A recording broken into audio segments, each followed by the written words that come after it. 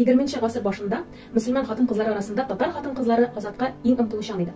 Моның бер сәбәбе җәдитчелек. Берничә ел дәвамында татар хатын-кызлары барлык мөселман хатын-кызлары исеменнән чыгыш ясап, хатын-кызларның хаклары турында төгәл фикер йөртеп, үзләрен хатын-кызлары язмышы өчен җаваплы дип санады. Татар хатын-кызлары Төркстанга барып мәктәпләр ачкан, Кыргызстанда медицина белән шөгыльләнгән, газета, журналлар бастырган, иҗтимагый сәяси тормышта бик актив катнашкан. Ә менә шәхсән мине рухландыручы хатын-кызларның берничәсе.